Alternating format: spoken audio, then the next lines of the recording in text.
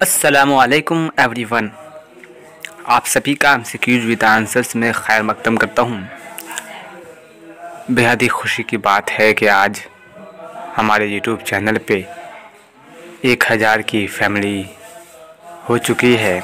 तो मैंने जैसा कि कहा था आप लोगों को कि मैं शेर व शायरी से जो रिलेटेड है, ये जो शेर शायरी हम लोग लिखते हैं, जो शायर लिखते हैं, उसको आखिर लिखते कैसे हैं, उसके अरकान क्या है, सीखने का उपाय क्या है। तो आज हम शायरी के 20 असबाक लेकर हाजिर हैं, जिसमें पहला सबक जो दिया गया है तो वो है काफ़िया व रदीफ़। अगर हम काफ़िया और रदीफ़ पर गौर व फिक्र करें, उसे अगर हम सीख लें किस तरह से बनते हैं, तो शेर शायरी लिखने का जो तरीक़ा है वो आपको आसानी से लिखने का जो तजुर्बा है वो आ जाएगा। किसी भी बिल्डिंग को बनाने के लिए पहले नींव डाला जाता है। इसी तरह से शायरी को सीखने के लिए सबसे पहले हमको बेसिक चीज़ सीखना होगा, बुनियादी चीज़ सीखनी होगी। तो वो कौन सी चीज़ है? तो वो है, पहला सबक दिया है काफ़िया व रदीफ़। तो अगर आप हमारे चैनल पे नए हैं तो चैनल को सब्सक्राइब कर लीजिए और लेटेस्ट अपडेट के लिए बेल आइकन दबाना ना भूलिएगा। देखिए यहाँ क्या लिखा हुआ है। यहाँ लिखा हुआ है कि मोहतरम क़ारीन, आज हम आपको एक खुशी की बात बताते हैं, मगर पहले ये बताइए कि आपने कभी कोई शेर या नज़म बनाई है? आपसे यह किताब पूछ रहा है क्या इससे पहले आपने कभी कोई शेर या नज़म बनाई है? अगर आपका जवाब नहीं है तो आइए हम आपको सिखाते हैं। देखिए यह किताब हमें क्या सिखाती है। देखिए, ये तो आपको मालूम ही होगा कि हुरूफ से मिलकर लफ्ज़ बनता है और लफ्ज़ों से मिलकर जुमला और जुमलों से मिलकर मज़मून या कहानी वगैरह बनते हैं। बिल्कुल इसी तरह नज़म बनती है शेरों से मिलकर, और शेर बनता है मिसरों से बनकर, और काफ़िए से मिलकर, और मिसरा बनता है अरकान से मिलकर, और काफ़िया बनता है दिमाग से। मालूम हुआ कि अगर आपको काफ़िया और अरकान बनाना आ गया तो मिसरा और शेर बनाना भी आ जाएगा।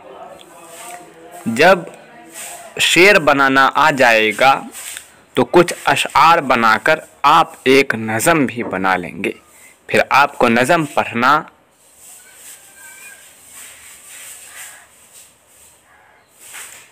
आ जाएगा, और फिर आपकी जो नज़म होगी वो अगर आप पढ़ोगे और लोग सुनेंगे तो ढेर सारी दाद मिलेंगी।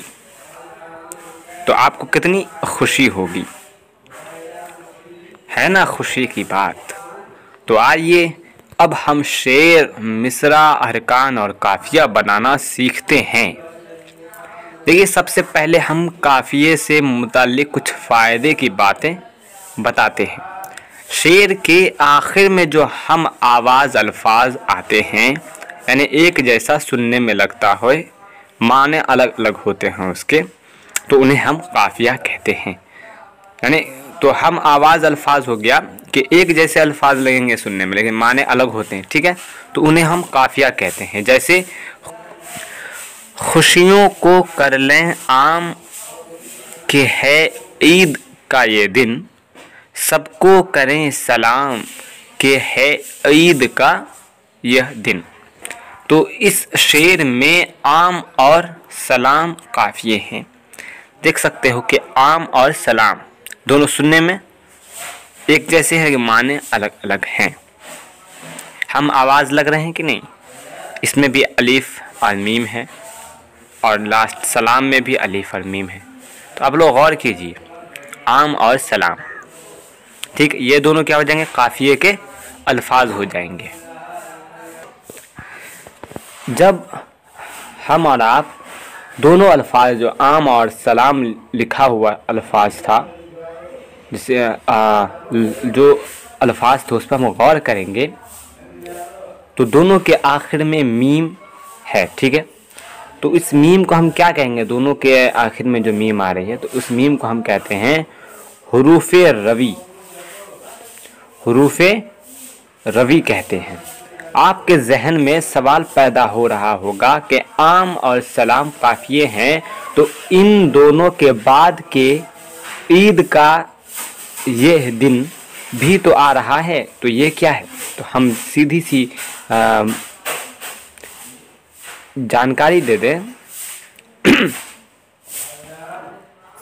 तो ये भी जान लीजिए कि ऐसा अल्फाज जो नज़म में काफ़िए के बाद बार बार आ रहे हो, तो उन्हें हम रदीफ़ कहते हैं। 3 चीज़ें माशाअल्लाह, अब तक हमने 3 चीज़ें हैं उसके बारे में जाना। क्या जाना, काफ़िया, हुरूफ़ रवी और रदीफ़। अब अभी 3 चीज़ों को एक और मिसाल से समझ लेते हैं। तो यहाँ पर क्या सब है, शेर देखिए, हर एक है मुझसे तंग तो मेरा है क्या कसूर, मुझको नहीं है ढंग तो मेरा है क्या कसूर। तो इस शेर में तंग और ढंग, ठीक है, तंग और ढंग जो है ये अल्फाज क्या हैं, काफिया हैं। तो मेरा है क्या कसूर, ये एक अल्फाज हो जाएंगे रदीफ। तो यहाँ पर देखिए कि तंग और ढंग के लास्ट में यानी आखिर में गाफ है, तो ये गाफ क्या हो जाएंगे, हुरूफ़ रवी कहलाएगा। तो मेरा है क्या कसूर, तो ये क्या कहलाएगा, ये रदीफ कहलाएगा, ठीक है। तो इसमें जो पहला सबक दिया हुआ है, तो इसमें बस रदीफ और काफिया के बारे में बस इंट्रोडक्शन दिया गया हुआ है, समझे। तो इसके लिए अब हमको क्या करना पड़ेगा, हमें ये जो हमने जो पढ़ा इसके लिए हमें कुछ काम चाहिए। तो काम क्या है, तो देखिए काम क्या दिया गया है। काम लिखा हुआ है, इस गज़ल में गौर कीजिए और इसके तमाम काफ़िए और उन काफ़ियों में आने वाला हुर्फ़े रवी और रदीफ़ लिखिए। देख सकते हो आपके क्या कह रहा है यहाँ, आप गज़ल को देखिए। इस गज़ल को आप लोग पहले कॉपी पे लिख लोगे, उसके बाद आप लोगों को गौर करना है इस गज़ल पे और देखना है कि काफ़िए के अल्फाज कौन हैं और रदीफ़ के अल्फाज कौन हैं, और काफ़ियों में जो लास्ट वाला जो हुरूफ है, अलीफ हो या मीम हो या गाफ हो, कोई भी काफ़िया जो अल्फाज होते हैं उसके जो आखिरी हुरूफ है वो हुरूफ़ रवी कहलाता है। तो आप लोग इस गज़ल को पढ़ो और गज़ल में से हमें काफ़िया, हुरूफ़ रवी और रदीफ़ निकाल कर दिखाना है। तो यह जो जवाब आप लोग दोगे तो कहाँ दोगे, तो इसका जवाब आप लोग पहले कॉपी पे लिख लोगे, उसका फ़ोटो खींचकर हमारे टेलीग्राम पे MCQs विद आंसर टेलीग्राम का जो मैं लिंक डाल दूँगा डिस्क्रिप्शन में, तो आप लोग उस लिंक में जुड़ जाओगे और हमें ये जो सबक मिला है उसको बनाकर आप हमारे टेलीग्राम चैनल पर डाल दोगे, तो मैं देख लूँगा और फिर मैं इसका जो आंसर होगा मैं अगली वीडियो यानी मैं दूसरा जो असबाक पढ़ाऊँगा, दूसरा सबक जो मैंने जो पढ़ाना है, तो उसमें मैं लेकर इसका आंसर्स आऊँगा। फिर अगले सबक का फिर से मैं आपको सबक दूंगा और उसका आंसर आप टेलीग्राम पे दोगे। तो देखिए यहाँ गज़ल किस तरह से दिया गया हुआ है, आप लोग, मैं स्क्रॉल कर रहा हूँ धीरे धीरे, आप लोग पहले लिख लो या फिर रोक लेना, रोक कर उसको देख लेना कि किस तरह का इसमें रदीफ़ और काफ़िए का इस्तेमाल हो गया है। काफ़िया रदीफ़ का इस्तेमाल है और काफ़िए का जो आखिरी हुरूफ है वो हुरूफ़ रवी कहलाता है। तो उसको आप लोग ढूंढ कर लिख लोगे और मुझे कॉपी में कॉपी का जो पिक्चर वो खींचकर आप टेलीग्राम पे डाल दोगे। देखिए किस तरह से गज़ल लिखा हुआ है, मैं स्क्रॉल कर रहा हूँ।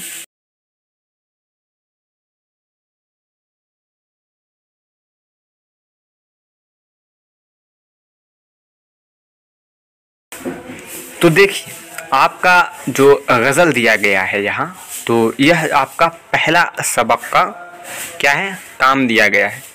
आप अगर सबक पढ़ो और काम करो तो क्या होगा, आपको आसानी से इसके बारे में जानकारी मिलेगी और आप लोग आसानी से सीख लोगे। तो इस वीडियो में बस इतना ही। देखते रहिए MCQs विद आंसर्स, और चैनल पे नए हैं तो चैनल को सब्सक्राइब करते जाइए और लेटेस्ट अपडेट के लिए बेल आइकन दबाना ना भूलिएगा। अल्लाह हाफिज़।